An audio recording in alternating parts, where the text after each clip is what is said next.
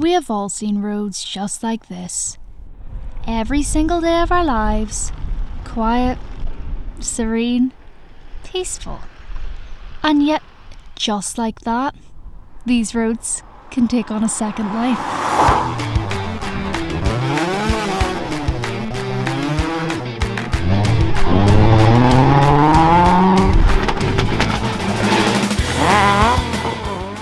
Motorised rallying grew up in the heat of the early 1900s, taking root everywhere from Italy to the USA. Unique amongst motorsports for its lack of direct competition and use of real public roads, it has managed to ingrain itself in motorsport culture, spawning everything from its own international championship in the form of the WRC to computer games based on the sport. So, if all of that is the case, then why, in Northern Ireland, has this sport fallen to relative obscurity? It's not having the people with the drive and the passion that want to come out and do this every week, the same as we've had in the past. The Ulster Rally is the biggest sporting event in Northern Ireland, and it's run by 10 volunteers as a core team. Now it expands beyond that the closer we get to the event. If we don't have the volunteers, the amount of paperwork that's needed can't be done by just a few people anymore. So wherein lies the issue? What has brought about the obscurity of a sport that, by all means, holds all the keys to success? How could it be revitalised? Should it be?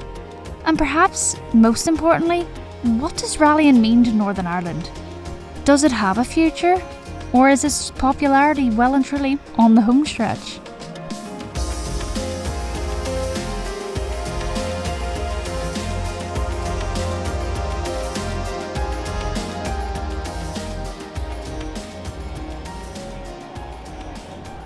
In 1931, Northern Ireland was introduced to the first Ulster Motor Rally, modelled after the notorious Monaghan Monte Carlo Rally, later renamed to the Circuit of Ireland. It was the entry point for many a young Ulster man to the world of rallying and motorsports as a whole. I would say rallying's been part of my life from I was a nipper through Dad again.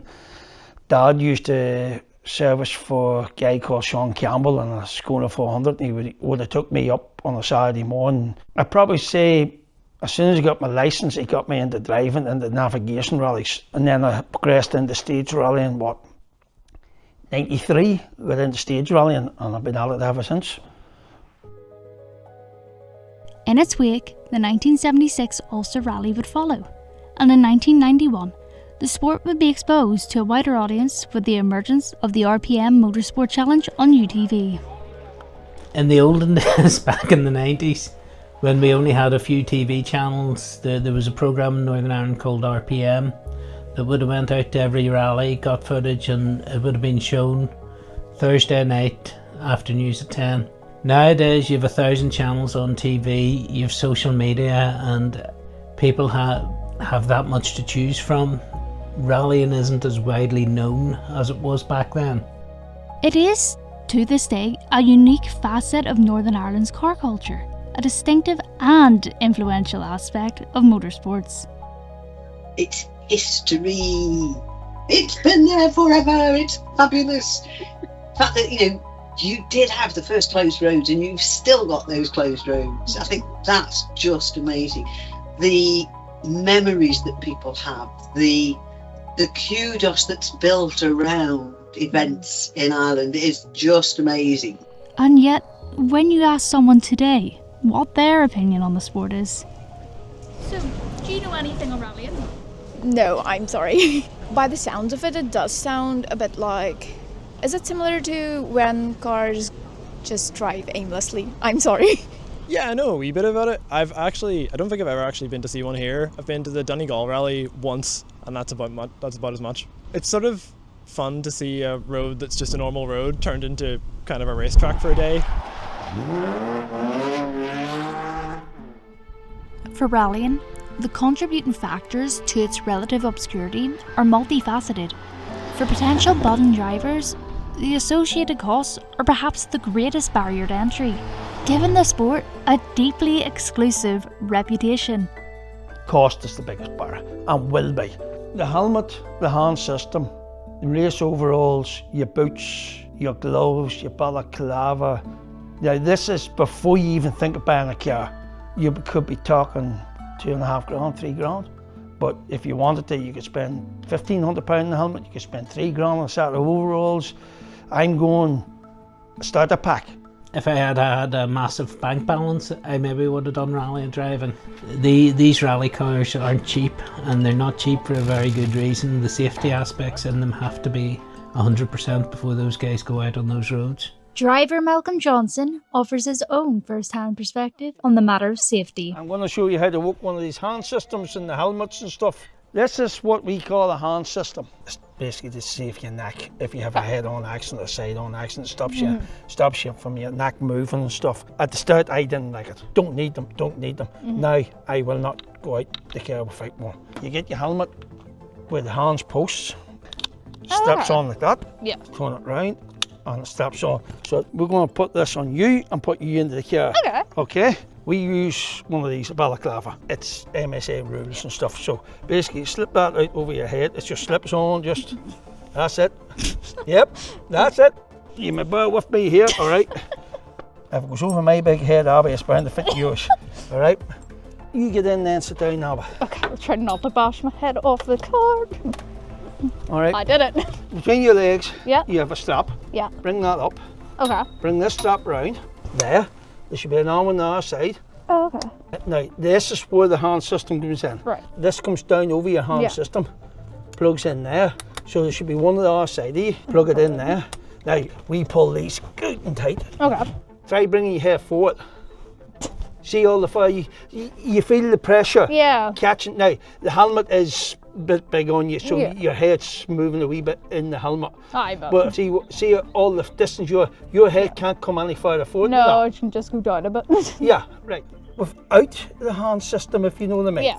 To show you the difference. If you bring your head forward again and bend your hand, look how far the head goes forward. Yeah. You know what I mean? I've seen a couple of boys having accidents, and these things do help. To an audience, the lack of exposure may be to blame. RPM has been off the air for over a decade, and the sport has struggled to maintain a sizable or consistent social media presence in the face of a new age of digital literacy. Do I think rallying needs more of a social media presence? Yes. No, it's getting the younger generations that know more about social media, that find it a lot easier to present themselves on those platforms, and getting that generation interested in volunteering and going out. It all ties into a lack of general knowledge surrounding the sport. Many are, simply put, unaware. There are proposed resolutions to the concerns raised. However, there is something of a cyclical nature to it, as such resolutions need more involvement, which in turn requires more reach. So I think there are a number of things. Obviously, lots of the live streaming that's going on now, fabulous. So people can actually see it. Live streaming as well, both from the competitors and from the safety cars. So we're getting a really good mix of things. I think that's helping. I don't think anybody has told the general public that that's all available, though. So we've kept it all close to our hearts. And nobody's going, whoopee, look at this, and now we're maintaining that. As it stands, however, the audience that rallying does attract is both small and passionate, a niche subsection of the wider motorsport culture. The knee will be sitting bouncing, the hand will be shaking. You know, there's a couple of bits where I know we'll be well over 100 miles an hour down it. Rallying, it's just that buzz, the excitement of going down close roads. That's what keeps me out.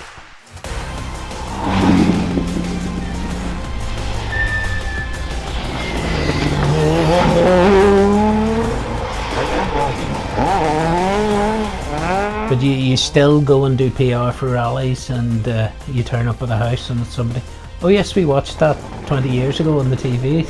It's great you're coming, it'll be something good to see.